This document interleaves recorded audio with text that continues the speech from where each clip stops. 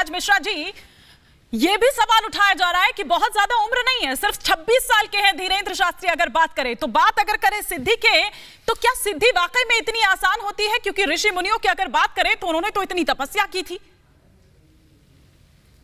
देखिए, ध्रुव जी महाराज को 5 वर्ष में सिद्धि मिल गई।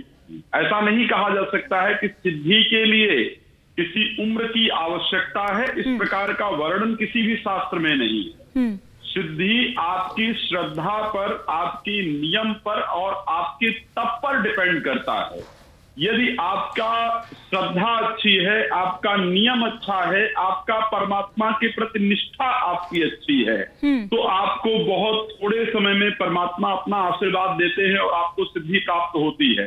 महाराज ध्रुव की यदि बात की जाए तो उनको 5 वर्ष के समय में सिद्धि प्राप्त हो गई। प्रहलाद जी की अगर बात की जाए तो उनको 11 वर्ष में, बहुत कम समय में उनको सिद्धि प्राप्त हो गई। तो ऐसे बहुत सारे शास्त्रों के अंतर्गत इस प्रकार का वर्णन आता है कि यदि आपकी निष्ठा अच्छी है, आप हृदय से परमात्मा का दर्शन करना चाहते हैं, आप हृदय से परमात्मा को मानते हैं, तो किसी नियम, किसी सामग्री, किसी उम्र की आवश्यकता नहीं है। महाराज जी जो कर रहे हैं वो सही कर रहे हैं आपके हिसाब से? कृषि से हर दिन, हर महीने, हर साल, इतना ही नहीं आपके रिटायरमेंट के लिए भी पैसे कमाना है। फिर देरी किस बात की? फ्रीडम ऐप को अब भी डाउनलोड कीजिए। सब सही चल रहा है। वो कह रहे हैं कि मैं सनातन को बचा रहा हूँ, वो कह रहे हैं कि सनातन को बचा रहा हूँ और जो दूसरे धर्मों में चले गए थे उनको लेकर आ रहा हूं मैं यहाँ पर। तो सनातन के नाम पर जो जादू, टोना, चमत्कार की बात कही जा रही है, आपको लग रहा है कि वो उचित है? सनातन के नाम पर जो भी हो रहा है, देखिए, सनातन के नाम पर अगर किसी का लाभ हो रहा है, आप खुद देखिए ना, हम आप यहाँ बैठ करके डिसाइड कर रहे हैं। आप एक बार महसूस कीजिए कि 4 पांडाल, किसी कथा में 4 लाख लोगों का आना आसान नहीं है। 1-2 व्यक्ति ऐसे हो सकते हैं शायद जो अनभिज्ञ हो सकते हैं, जिसको अंधश्रद्धा वाले व्यक्ति कह सकते हैं। 4 लाख लोग अंधश्रद्धा वाले नहीं हो सकते हैं। आपको जब लाभ होता है, आपको वहां परमात्मा का प्रत्यक्ष दर्शन होता है, तभी आप जाकर के इस प्रकार के कार्यक्रम में सम्मिलित हो सकते हैं। इसमें मुझे लगता है कुछ गलत नहीं है। आप एक बात विचार कीजिए, श्री रामचरितमानस के हनुमान चालीसा को हम सभी लोग मानते हैं। हनुमान चालीसा में त्रेता यौन इत्यादि का वर्णन है। हनुमान चालीसा में भी आप लोग पढ़ते हैं, भूत पिशाच निकट नहीं आवे, महावीर जब नाम सुनावे जी। तो अगर इस प्रकार शास्त्र के अंदर वर्णन है, हनुमान चालीसा के अंतर्गत वर्णन है और उसी को दूर करने की वो वहां पर बात कर रहे हैं, तो ऐसी परिस्थिति में उसमें गलत क्या है? इसमें गलत क्या है आप ये कह रहे हैं, लेकिन जिस तरीके से और कॉमेडी कर वो लोगों को समझाते हैं, बताते हैं हिंदू धर्म कितना महान है, लोग वहां पर किस तरह से देख रहे हैं। क्योंकि दीपेश, छोटे छोटे बच्चे भी आजकल वहां पर चमत्कार देखने की बात कर रहे हैं कि चमत्कार देखने जाना है चमत्कारी बाबा का।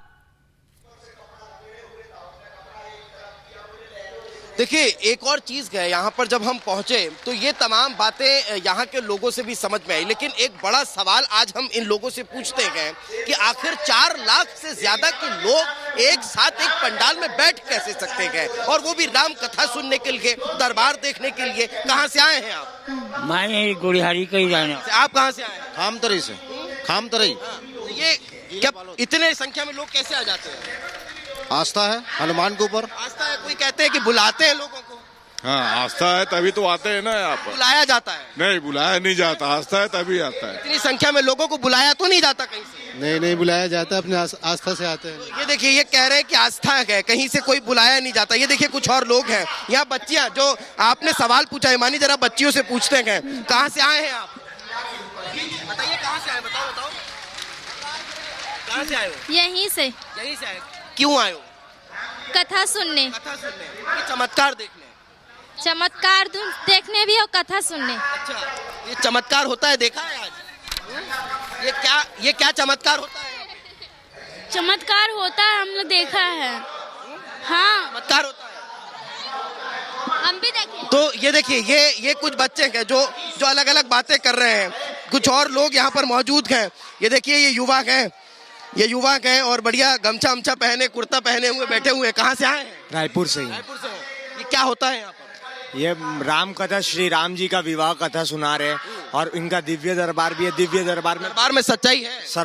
दरबार में सच्चाई है, तभी तो इतना पब्लिक यहाँ बैठी है। तो कुछ लोग तो आरोप लगाते हैं मैडम कोई आरोप नहीं, कुछ नहीं, ये बहुत ही सत्य है।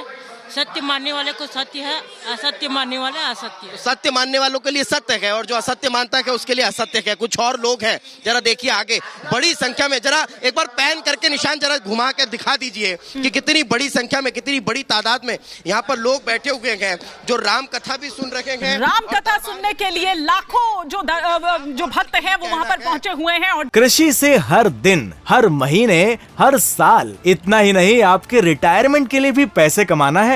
फिर देरी किस बात की? फ्रीडम ऐप को अब भी डाउनलोड कीजिए।